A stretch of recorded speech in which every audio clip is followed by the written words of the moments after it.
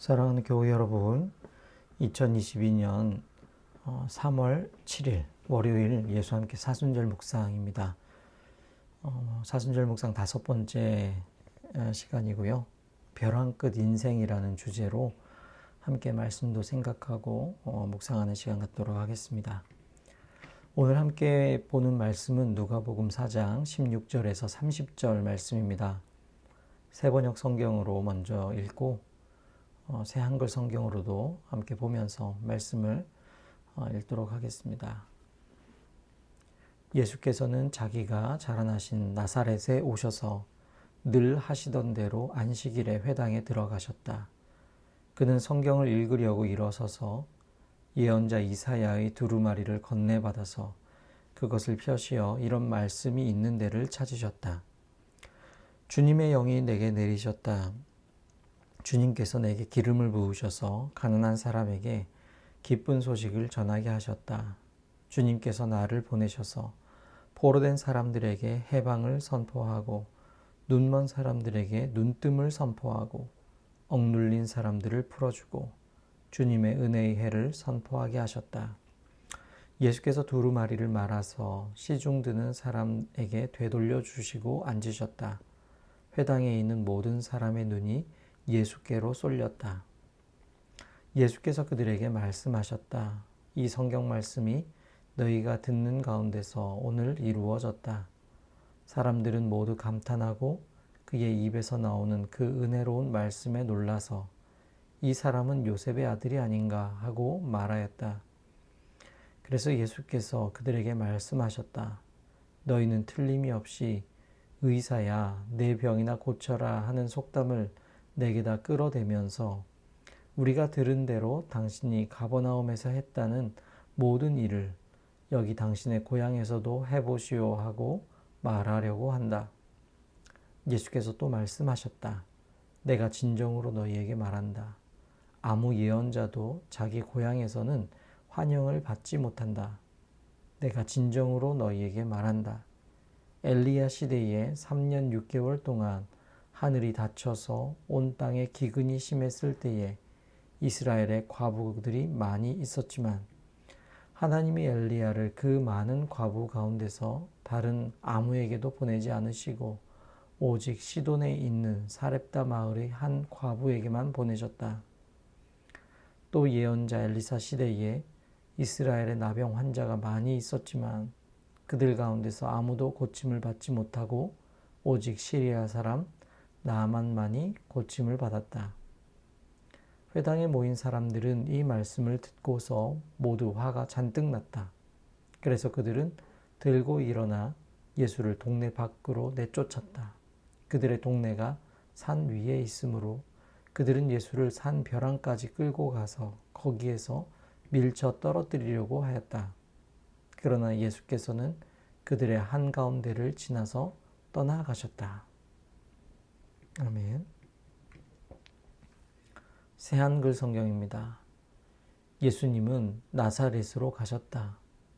예수님이 자라나신 곳이었다. 늘 해오시던 대로 예수님은 안식일에 회당에 들어가셔서 성경을 소리내어 읽어주려고 일어서셨다. 예수님께 예언자 이사야의 두루마리를 내드리자 예수님이 그 두루마리를 펼쳐서 이렇게 적혀 있는 곳을 찾으셨다. 주님의 영이 내 위에 계시네. 나에게 기름 부으셨기 때문이네. 가난한 사람들에게 좋은 소식을 전하도록 하심이네. 주님이 나를 보내셨네. 사로잡힌 사람들에게는 해방을, 앞 못 보는 사람들에게는 다시 보게 됨을 선포하도록 하심이네. 짓눌린 사람들을 해방시켜 내보내도록 하심이네. 주님이 은혜로 받아 주시는 해를 선포하도록 하심이네. 예수님은 두루마리 책을 말아서 회당 시중꾼들에게 돌려주고 앉으셨다. 회당에 있는 모든 사람들의 눈이 예수님을 뚫어지게 바라보고 있었다. 예수님이 그들한테 말씀하기 시작하셨다. 여기에 적힌 이 말씀이 오늘 이루어졌습니다. 여러분이 두 귀로 들은 대로입니다. 모두가 증언하기를 예수님이 옳다고 하고 그분의 입에서 흘러나오는 은혜의 말씀에 놀라워하고 있었다. 그러면서 말했다.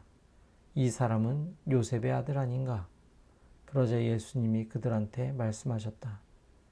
여러분은 나에게 틀림없이 이런 옛말을 들이댈 겁니다. 의사 선생, 당신 자신이나 고쳐보시오. 가버나움에서 했다고 우리가 들은 일들을 모두 여기 당신 고향에서도 해보시오. 이런 말씀도 하셨다. 아멘. 여러분에게 말합니다. 어떤 예언자라도 자기 고향에서는 받아들여지지 않습니다. 정말로 여러분에게 말합니다.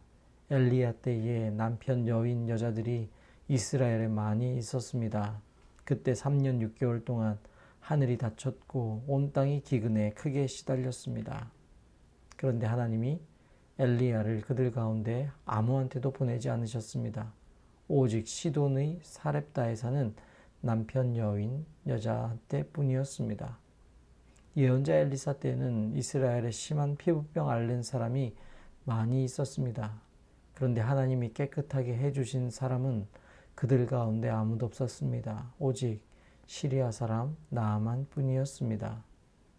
회당에 있던 사람들은 모두 이 말씀을 들었을 때 분노로 가득 찼다. 사람들이 일어나서 예수님을 도시 밖으로 몰아내어 자기네 도시가 자리 잡은 산의 꼭대기까지 예수님을 끌고 갔다. 그러나 예수님은 그들 한가운데로 지나서 떠나가셨다. 아멘. 오늘 함께 나누는 내용은 우리 이한 학생이 읽도록 하겠습니다. 누가복음은 예수님의 회당 설교 내용을 전하는 유일한 복음서입니다.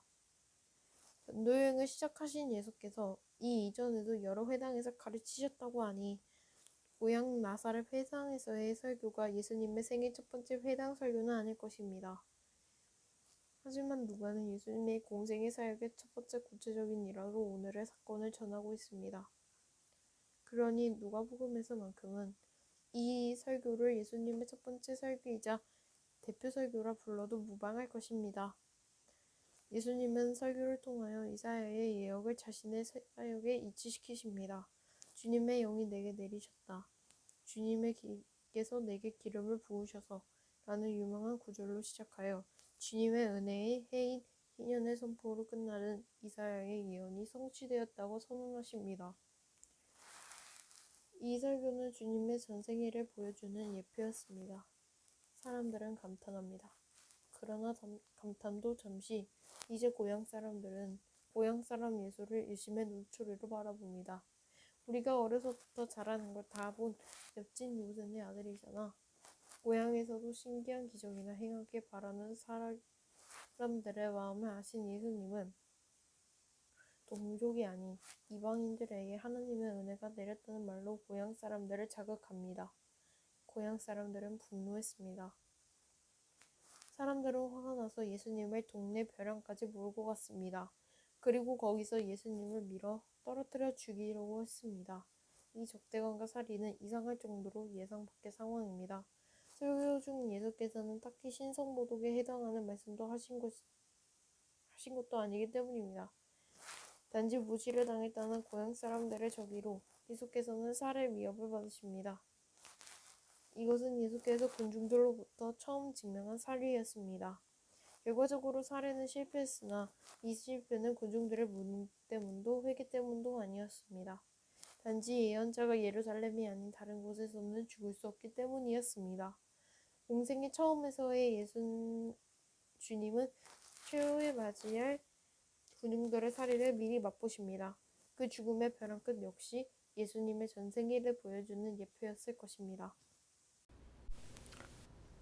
공생의 처음부터 죽음의 위기에 내몰리신 예수님, 벼랑 끝에 몰리신 예수님을 생각합니다. 어쩌면 우리도 항상 그 죽음을 바로 우리 눈 앞에 두고 살아가는 인생이 아닌가요?